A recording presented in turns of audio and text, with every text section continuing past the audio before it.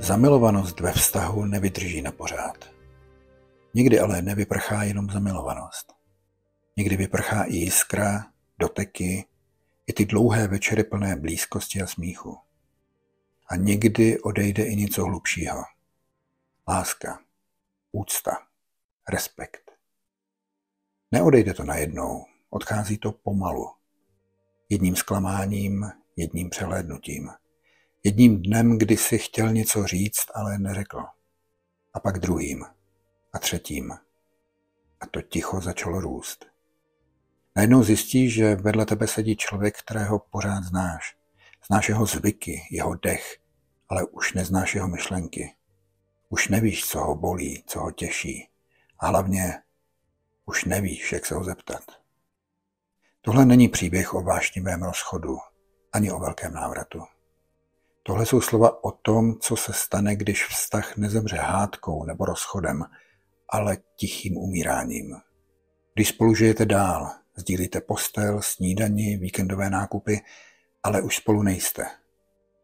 Tohle je příběh o tom, co se děje v těch nejtižších vztazích. V těch, kde se možná nekřičí, ale kde se oba dusí. V těch, kde je největším problémem to, že už si nemáte co říct.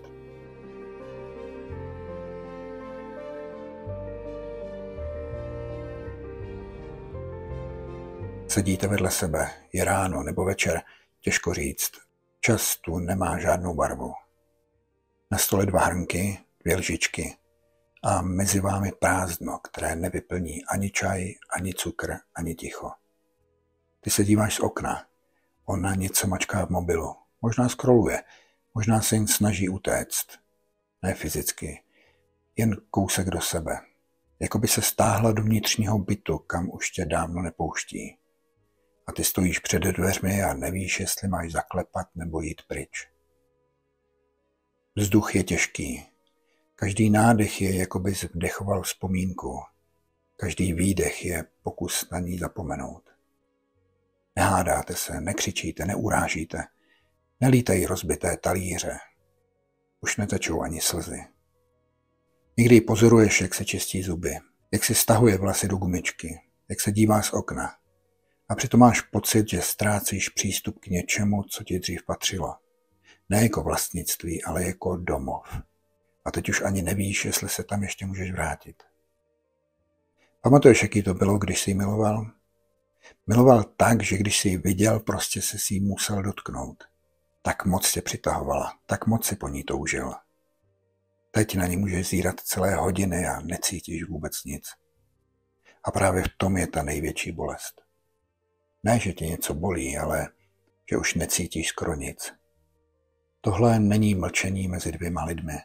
Tohle je mlčení mezi 2 světy, co se dřív točily kolem sebe. A teď jen pomalu driftují někam pryč, každý vlastním směrem.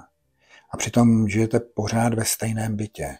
Jíte u stejného stolu, spíte v jedné posteli, ale každý ve své samotě.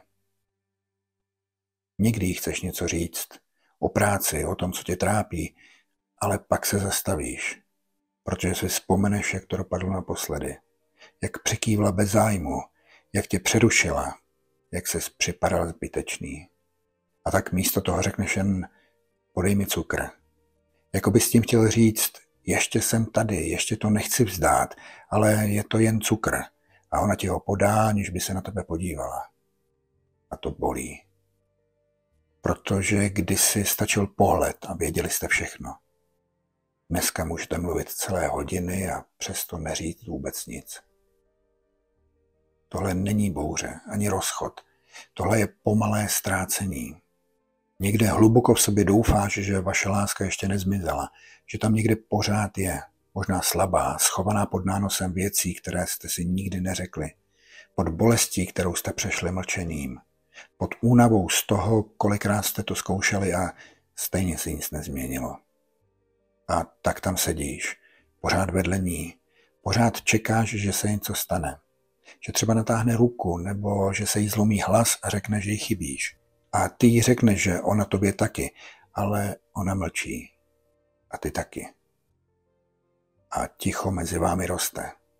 Ticho, co kdysi bývalo útěchou, teď je zdí. a ty nevíš, jak ji přelézt, nebo jestli vůbec ještě chceš.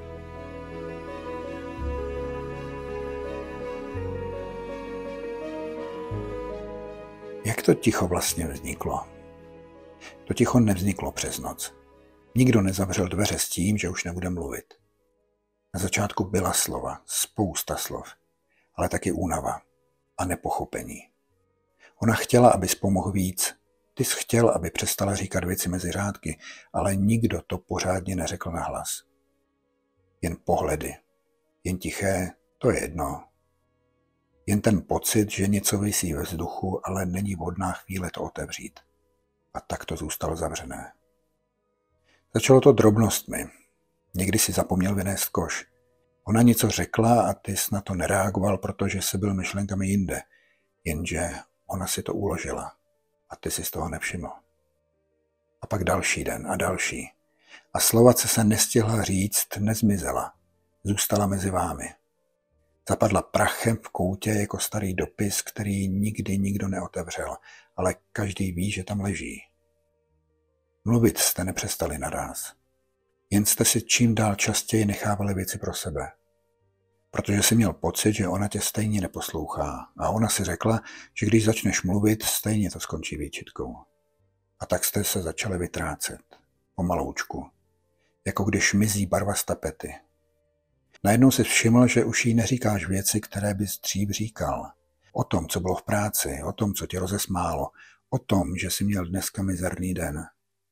Ne, že bys jí to nechtěl říct, jen už si předem slyšel odpověď. Buď žádnou nebo takovou, která by tě ještě víc zavřela do sebe. A tak si radši mlčel. A ona taky. A když to děláš dost dlouho, začneš zapomínat, jak se vůbec mluví. Přestali jste si volat přes den. Přestali jste se ptát, jak bylo. Přestali jste mluvit o snech, o blbostech, o ničem. O tom, co kdysi tvořilo váš svět. A zůstalo jen to nejzákladnější. Nakoupíš? Jdu dneska děti k babičce, máš klíče? Zavři okno. Jazyk se zúžil na provozní minimum. A přitom si měl v sobě tolik slov. Tolik, že bys z nich mohl postavit most zpátky k ní, jenže každá další věta zůstala viset mezi zuby, protože jsi řekl, stejně to nepochopí. Zase bude protivná. Začne brečet. Nemám sílu, dneska ne. A tak se z jedné nevyřčené věty staly dvě, ze dvou 5. A z 5 hradba, přes kterou už není vidět. A pak přijde chvíle, kdy chceš něco říct, ale jazyk se ti přilepí k patru. Tělo ví, že bys měl, ale mozek tě zastaví. Protože už tolikrát tvoje slova nebyla vyslyšena a tak to radši polkneš. A nemluví ani ona. Nemluví, protože už všechno řekla. Řekla to pohledem, řekla to prosbou, řekla to pláčem, co zněl v noci jako kapky v prázdném umyvadle. Řekla to mlčením, když se snažila nedusit tě tím, co jí svírá hrdlo. Řekla to ve chvílích, kdy ještě věřila, že stačí říct potřebuju tě víc a že ty budeš vědět, co ti myslí. Jenže si to neslyšel. Nebo si slyšel, ale neodpověděl. Možná si jen nevěděl jak. A možná si prostě nebyl připraven slyšet něco, co by tě mohlo bolet. A tak mluvila míň, a pak ještě míň, a pak přestala. Ne proto, že by přestala cítit, ale protože už jí nezbyla víra, že se něco změní. A někdy, když se díváš na její tichý obličej, když ji slyšíš, jak klidně zavírá skřínku v kuchyni, jak suší vlasy ručníkem a neřekne ani slovo, v tom tichu je všechno. Všechny ty slzy, které si nikdy neviděl, všechna ta promiň, která nikdy nepřišla, všechna miluj mě jinak, která zůstala nevyslovená. Nemluví, protože už mluvit neumí, anebo ví, že ty už neposloucháš. A tak drží slova v sobě, jako by tím držela naživu poslední zbytek důstojnosti. Tohle není ticho z pohodlí, tohle je ticho z vyčerpání. Ticho ženy, která ti kdysi milovala tak hlasitě, že zaplnila celý dům a teď tiše odchází, i když nikam nejde. 2 lidé, 2 mlčení. Každé z jiného důvodu, ale obě ze stejné bolesti. Všechno, co tvořilo váš vztah, Ta lehkost, ten smích, ta blízkost najednou zmizelo jako pára z hrnku, který už nikdo nedolévá. A to je ten moment, kdy začíná skutečné ticho. Ne to kolem vás, to uvnitř. To, které se usadí v hrudníku a nedovolí se pořádně nadechnout.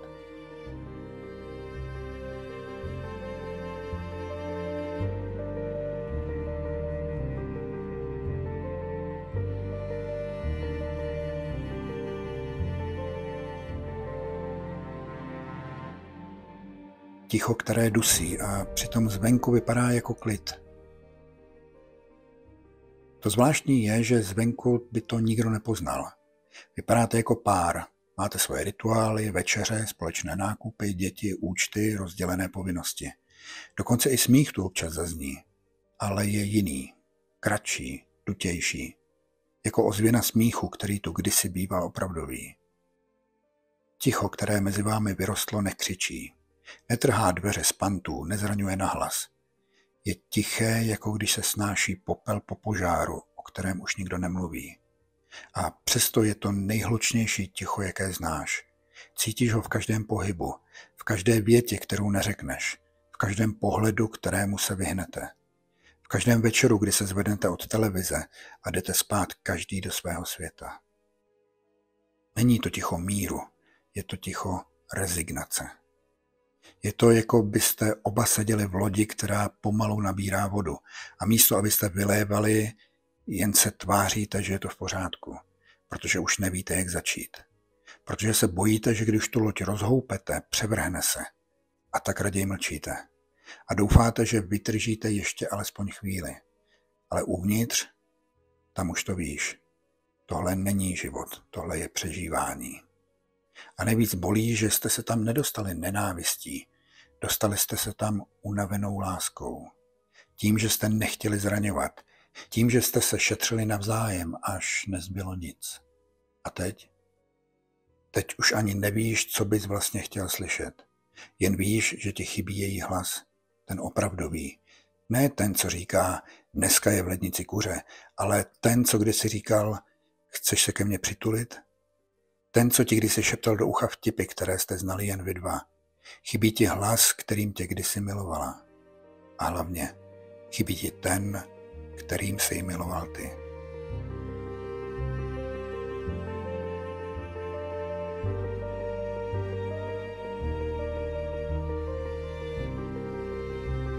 Když mlčíme ze strachu a jak málo někdy stačí. Nikdy nemluvíš proto, že bys nechtěl, ale protože se bojíš, co se stane, když začneš. Bojíš se, že spustíš lavinu, která všechno pohřbí. Že řekneš něco, co už nepůjde vzít zpátky. Že konečně přiznáš nahlas, ztrácíme se. A že ona odpoví, já vím. A tak to dusíš. Radši mlčíš. Radši se nadechneš, otevřeš pusu a pak si místo toho naliješ vodu. Zapneš myčku, přepneš program v televizi. Řekneš, dobrý film. A ono to zní, jako bys říkal, pomoz mi, než se v tom oba utopíme. Jenže ona to taky neslyší. Možná proto, že je stejně ztracená jako ty. Možná proto, že čeká na tvoje první slovo stejně zoufale, jako ty čekáš na její pohled. A tak se oba míjíte. Den za dnem, týden za týdnem. Dva lidé, kteří sedí vedle sebe a každý z nich křičí jen v jiném tichu. A právě v tuhle chvíli bych ti chtěl něco říct. Někdy stačí maličkost. Ne velké rozhovory, ne výčitky, ne rozbory, jenom gesto. Natáhnout ruku. Zastavit ji v kuchyni a dotknout se jejího ramene. Dát ji ruku na záda, když kolem tebe prochází. Podívat se na ní a neuhnout očima. A říct třeba jen jedno. Já vím, že jsme se ztratili, ale nechci to vzdát. To není slabost, to je odvaha. Protože nejvíc odvahy potřebuješ ne k tomu, abys odešel, ale k tomu, abys zkusil zůstat a mluvit, i když nevíš, jestli tě někdo slyší.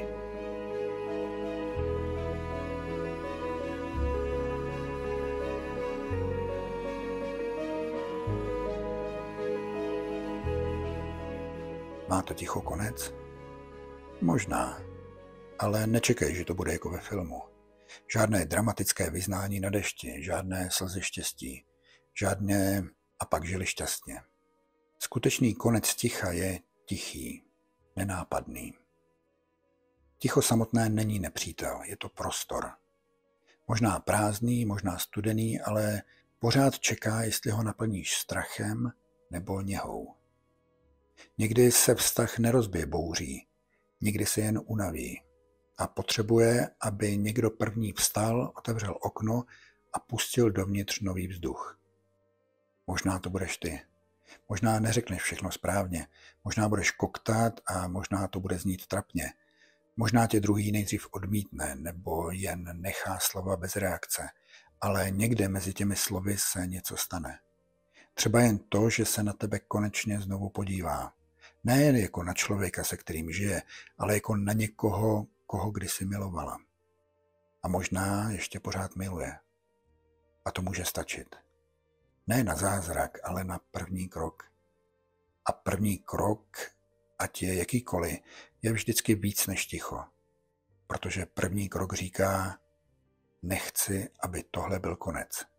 A to je někdy celá pravda, kterou druhý potřebuje slyšet. Ticho se neláme násilím. Ticho se narušuje jemností. Někdy jen tím, že se někoho dotkneš, i když ti tělem běží strach. Někdy tím, že uděláš čaj a postavíš ho před ní. Beze slov. A možná ani nezvedne hlavu, ale všimne si. A další den udělá čaj ona tobě. Možná pohled, co se nezastaví jen na tváři, ale dojde až za ní. Možná dotek, který netrvá déle než vteřinu, ale v tobě se ozve všechno, co si pohřbil. A možná nic z toho. Možná jen to, že se v tobě jednoho dne něco pohne. A ty vstaneš, i když se ti nechce, a řekneš něco, cokoliv. Protože i slovo, co se trochu třese, má větší sílu než 1000 dní mlčení. Protože jeden krok v nejistotě je pořád pohyb. A pohyb je život. A vztah, který je na dně, ještě pořád může dýchat. Možná už jen mělce, pomalu, ale když k němu skloníš hlavu, ucítíš ho. Jako žár pod popelem. A někdy stačí jen zafoukat. Opatrně. Neslibovat, že z toho bude požár, ale věřit, že to může znovu zahřát. A to je všechno, co někdy potřebujeme vědět. Že to není mrtvé. Že tam ještě něco je. Třeba jen jiskra. Ale i jiskra umí zažehnout cestu zpátky.